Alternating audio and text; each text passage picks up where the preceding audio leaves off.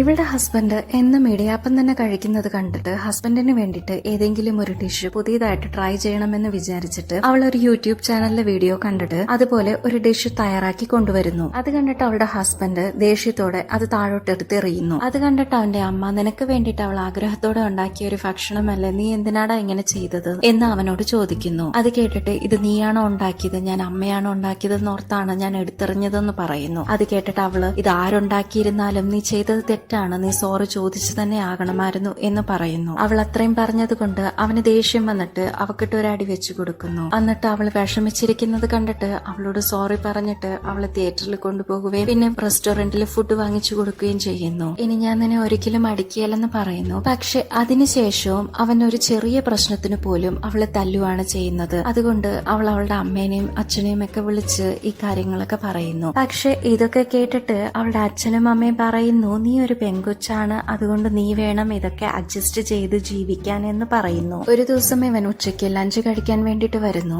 അവൾ അവനെ ശ്രദ്ധിക്കാതെ ഇരുന്ന് ഫോൺ കണ്ടുകൊണ്ടിരിക്കുന്നത് കണ്ടിട്ട് അവന് ദേഷ്യം വന്നിട്ട് അവളുടെ ചെവിയിലിരുന്ന ഹെഡ്ഫോൺ വലിച്ചൂരി കളഞ്ഞിട്ട് ആ ഫോൺ പിടിച്ചു പറിക്കാൻ വേണ്ടി ട്രൈ ചെയ്യുന്നു. അന്നേരം അവൾ ആ ഫോൺ കൊടുക്കാതെ ബലം പ്രയോഗിച്ച് നിൽക്കുന്നത് കണ്ടിട്ട് ഇവൻ അവളെ അടിക്കാൻ വേണ്ടിട്ട് കൈ ഓങ്ങുന്നു. അന്നേരത്തേനും അവൾ തിരിച്ചവനെ അടിക്കുന്നു. ഇപ്പോഴാണ് ഫ്ലാഷ് ബാക്ക് കാണിക്കുന്നത്. ഇവൻ എന്നും ഇവളെ ഉപദ്രവിക്കുന്നത് കൊണ്ട് ഇവള് ഫോണില് എങ്ങനെയാണ് തിരിച്ച് അറ്റാക്ക് ചെയ്യുന്നതെന്നുള്ളതൊക്കെ പഠിച്ച് ഇവള് പ്രാക്ടീസ് എടുത്തുകൊണ്ടാണ് ഇത്രയും ദിവസം ഇരുന്നത്. അവൾ അവനെ തല്ലിയത് കൊണ്ട് തിരിച്ചു തല്ലാൻ വേണ്ടിയിട്ട് അവൻ എണീറ്റ് വന്നപ്പോഴത്തേനും ഇവൾ അവൻട്ട് ഒറ്റ ചവിട്ട് വെച്ച് കൊടുക്കുന്നു. അവൻ തെറിച്ചു പോയി ഒരു മീൻ തൊട്ടിയുടെ അടിയിലേക്ക് പോയി വീഴുന്നു.